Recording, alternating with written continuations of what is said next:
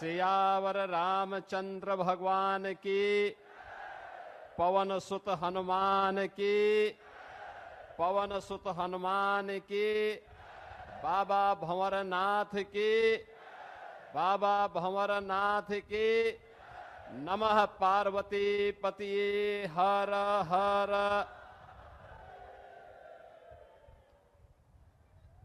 जनपद आजमगढ़ में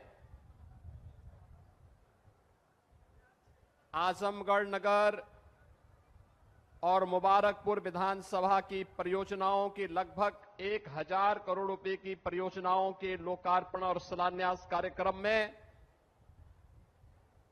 समारोह में उपस्थित उत्तर प्रदेश सरकार में मंत्रिमंडल के मेरे वरिष्ठ सहयोगी, पंचायती राज और अल्पसंख्यक कल्याण विभाग के मंत्री सुहेलदेव राजभर पार्टी के अध्यक्ष श्री ओम प्रकाश राजभर जी, प्रदेश सरकार में कारागार मंत्री और इसी माटी के सपूत श्री दारा सिंह चौहान जी, जनपद के प्रभारी मंत्री श्री अनिल राजभर जी, पूर्व सांसद श्री दिनेश लाल यादव निरुवा जी, भारतीय जनता पार्टी के क्षेत्रीय अध्यक्ष श्री सहजानंद राय जी, विधान परिषद सदस्य श्री विजय बहादुर पाठक जी, राम सूरत राजभर जी,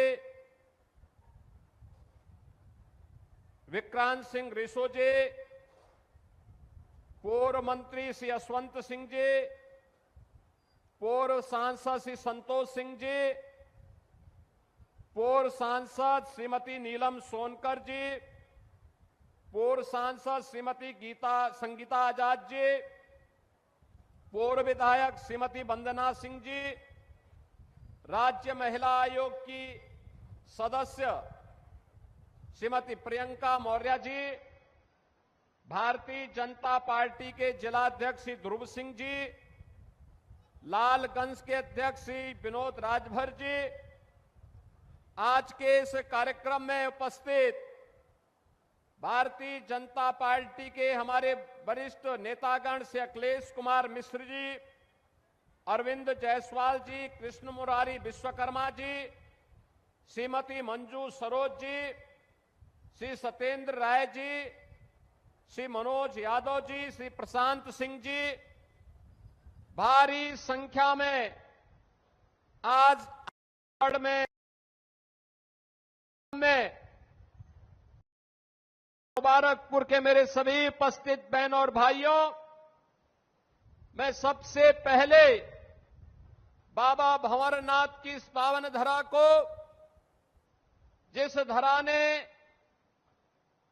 संतों ऋषियों मुनियों की साधना से पवित्र होकर के हर कालखंड में देश को एक नई दिशा दी है, इस पावन धरा को कोटि कोटि नमन करते हुए राष्ट्र गौरव के प्रतीक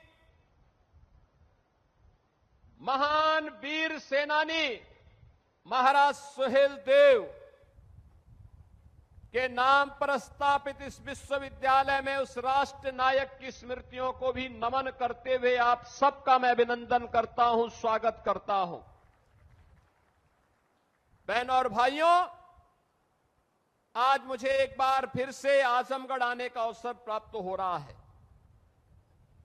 मैं सोचता हूं कि आजमगढ़, जिसका अपना गौरवशाली इतिहास रहा हो, ऋषि मुनियों की साधना से पवित्र हुआ हो, साहित्यिक साधना का केंद्र बिंदु रहा हो, देश की आजादी के आंदोलन में बढ़ चढ़ करके भाग लेकर के देश को स्वतंत्र कराने का एक जज्बा जिस जनपद के अंदर रहा हो, वह जनपद जहां पे हस्तशिल्प है, जहां कारीगर है, अन्नदाता किसान है, ऊर्जावान युवा है, वह जनपद पहचान के लिए क्यों मोहताज हुआ है? उस जनपद के सामने पहचान का संकट क्यों खड़ा हुआ? और बहनों और भाइयों, वही प्रश्न लेकर के मैं बार बार आता हूं आजमगढ़, क्योंकि ये पीड़ा केवल आजमगढ़ की पीड़ा नहीं, हम सब की भी पीड़ा है। जिन्होंने हमें बांटा था, जिन्होंने हम सबको विभाजित किया था, लेकिन बार बार वे लोग आपका समर्थन भी पाते थे, लेकिन वे आपके हितैषी नहीं थे। याद करिए 2017 के पहले का आजमगढ़ अपनी पहचान के लिए मोहताज था। तब यहां न विश्वविद्यालय था, न पूर्वांचल एक्सप्रेस वे था, न एयरपोर्ट ठीक ढंग से काम कर पा रहा था, न हरिहरपुर में संगीत महाविद्यालय था।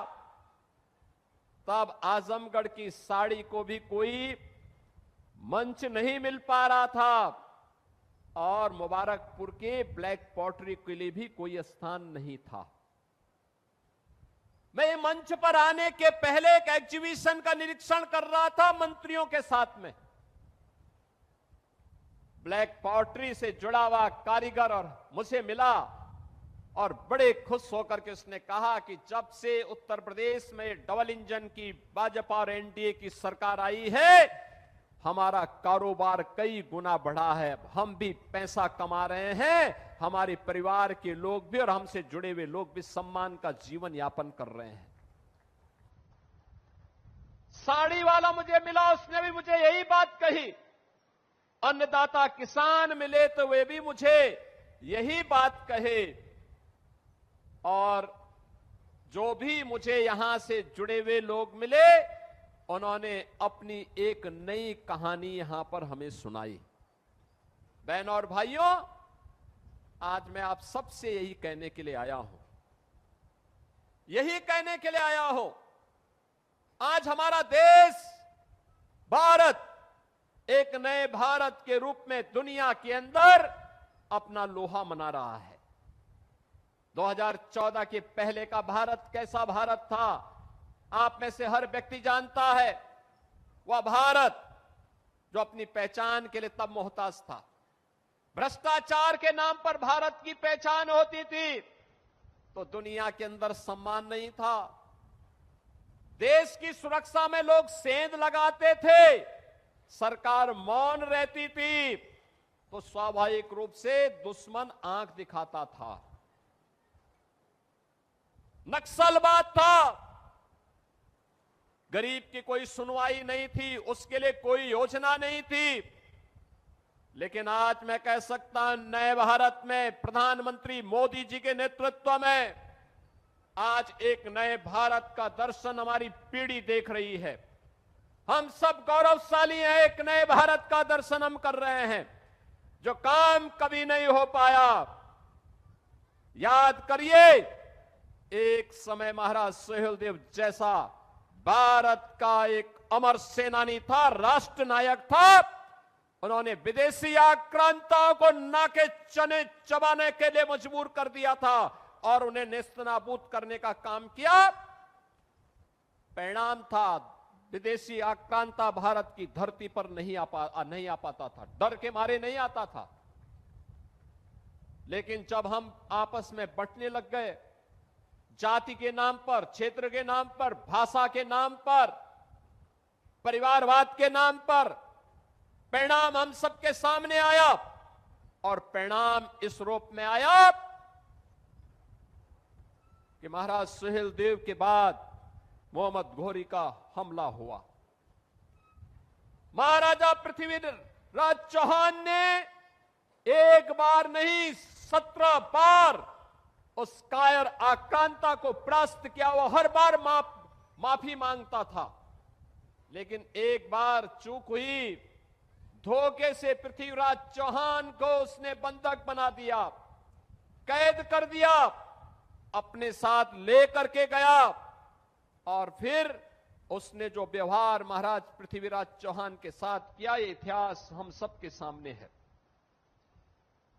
हम वही गलती बार बार करते रहे, जिस गलती का प्रमार्जन 1000 वर्ष पहले महाराज सुहेलदेव ने किया था, उसके बाद की पीढ़ी उनसे प्रेरणा नहीं ले पाई। क्या होता था?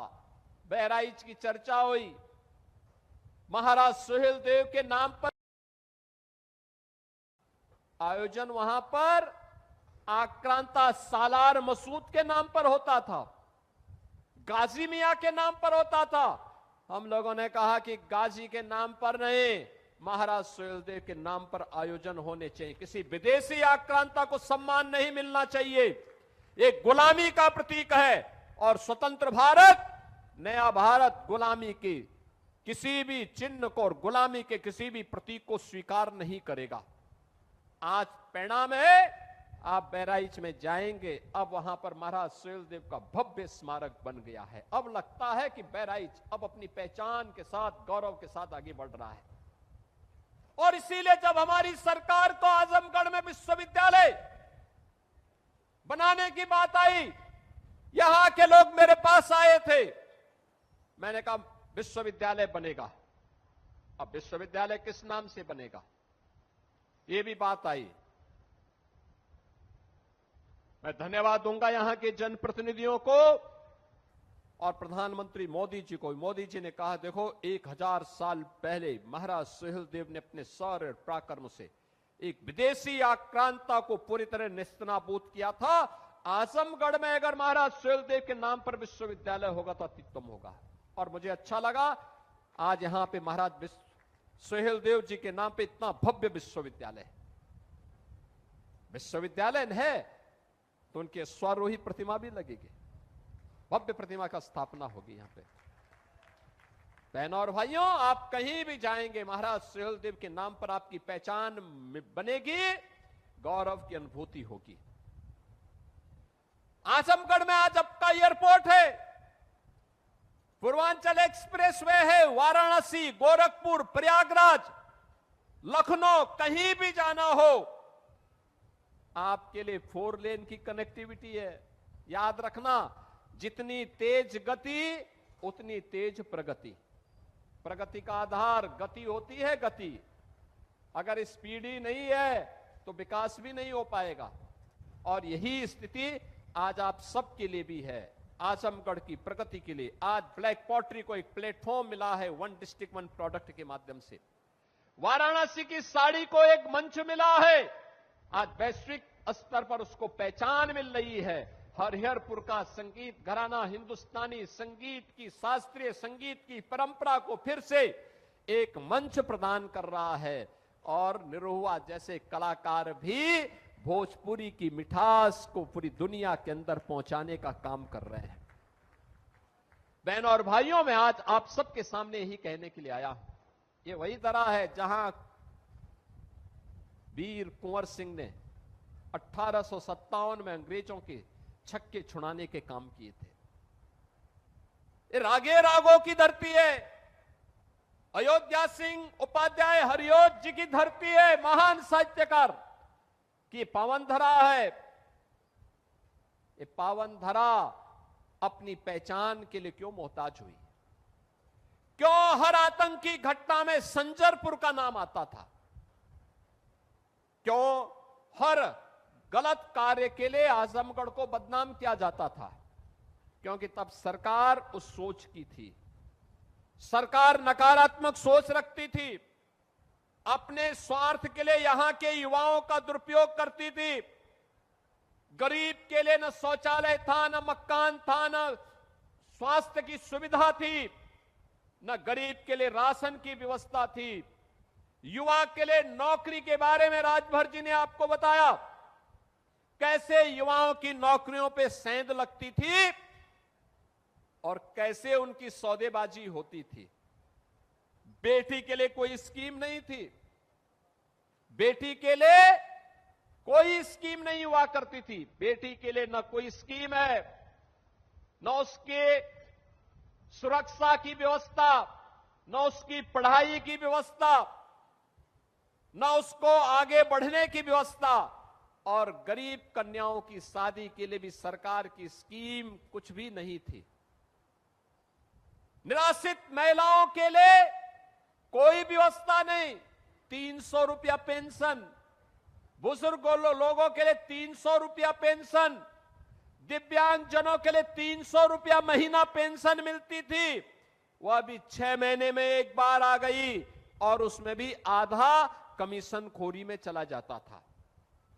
आज मुझे बताते हुए प्रसन्नता है, बेटी के जन्म लेने से लेकर के स्नातक तक की पढ़ाई के लिए हमने व्यवस्था दी है, हमने उनके लिए व्यवस्था दी है।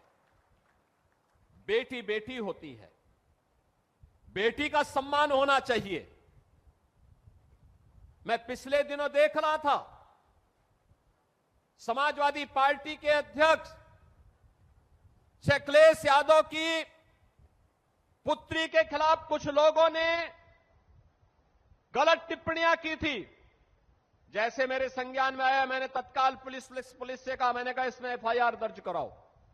बेटी के खिलाफ कोई भी अपमानजनक टिप्पणी स्वीकार्य नहीं होनी चाहिए। बेटी बेटी होती है और हम तो संस्कार में पले बसे हैं, जहां कहा जाता है कि गांव की बेटी सबकी बेटी, गांव की बहन सबकी बहन। हमने तो कोई भेदभाव नहीं किया, लेकिन अखिलेश जी दूसरों को उपदेश देते हो, अपने चेले चपाटों को भी थोड़ा उपदेश दे दो कि अपनी भाषा को संयम कर लें।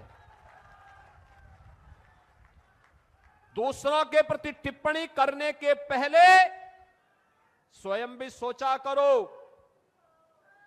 कि उनके लोग किस प्रकार की भाषा का प्रयोग बहन और बेटियों के प्रति, बुजुर्गों के प्रति, दिवंगत लोगों के प्रति और वरिष्ठ नेताओं के प्रति करते हैं। इसके बारे में उनको भी अपने लोगों को संस्कारित करने की आवश्यकता है।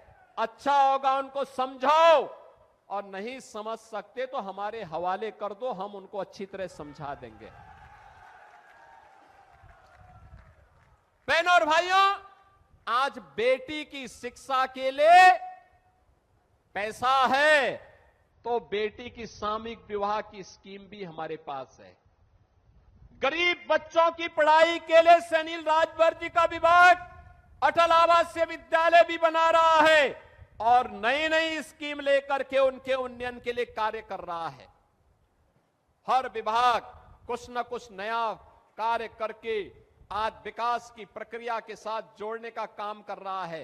ये काम 2017 और 2014 के पहले क्यों नहीं हुआ? क्यों नहीं हुआ? ये एक्सप्रेसवे 2017 के पहले क्यों नहीं बन पाया? ये विश्वविद्यालय क्यों नहीं बन पाया? नर्सिंग कॉलेज क्यों नहीं बन पाया? यहां पर अन्य सुविधाएं क्यों नहीं विकसित हो पाई? कारण था करने की इच्छा शक्ति नहीं थी। नौजवानों को नौकरी क्यों नहीं मिल पाई? ये कनेक्टिविटी इतनी अच्छी क्यों नहीं हो पाई थी? गोरखपुर जाने के लिए आज तो आजमगढ़ का व्यक्ति यहां से चलता है 1 घंटे में गोरखपुर, मात्र 1 घंटा। वाराणसी जाता है मात्र 1.5 से पौने 2 घंटे में वाराणसी पहुंचता है, 2.5 घंटे में लखनऊ पहुंचता है। यह है आज इतनी तेज आपकी गति बढ़ाने का काम। हर गरीब को सिर ढकने के लिए छत, हर गरीब के घर में शौचालय, हर बेटी की सुरक्षा की व्यवस्था, हर व्यापारी को भी सुरक्षा की व्यवस्था। हमने कहा है बिना भेदभाव के सुरक्षा दे देंगे, बिना भेदभाव के शासन की योजना से भी जोड़ेंगे। लेकिन अगर किसी ने गरीब की जमीन को हड़पने का काम किया, बेटी की सुरक्षा में सेंध लगाया और किसी व्यापारी के साथ भी जबरन करने का काम किया, तो फिर हम उसकी गारंटी नहीं ले पाएंगे। बहनों और भाइयों, आप सबसे मैं अपील करूंगा, नए भारत के साथ नए उत्तर प्रदेश को भी आगे बढ़ना पड़ेगा। नया भारत वैश्विक संकट में भी अपने लोगों को बचा रहा है। आपने देखा होगा कैसे भारत ने ऊर्जा संकट से देश को बचाया है, कैसे भारत अनवरत रूप से इस यात्रा को आगे बढ़ा रहा है। दुनिया त्रस्त है, लेकिन भारत के लोगों को मोदी जी के नेतृत्व पर गौरव की अनुभूति होती है। अभी एनडीए ने मोदी जी के 12 वर्ष निर्वाचित प्रधानमंत्री के पूरे होने पर उनके अभिनंदन के लिए दिल्ली में एक बड़ा कार्यक्रम रखा था। पूरे देश भर से लोग आए थे और सबने अपने अपने यहां की नई कहानी को, नई गाथा को कहा, कैसे देश बदला है और कैसे भारत आज दुनिया के अंदर सिर उठा करके चलता है और दुश्मन के मान में घुस करके दुश्मन को भी ठिकाना लगाने का काम करता है। आज ये नए भारत के अंदर देखने को मिल रहा है। कोई सोचता था, मैं मानता हूं महाराज सुहेल देव होते अयोध्या में राम मंदिर कभी नहीं टूटता, और महाराज सुहेल देव नहीं थे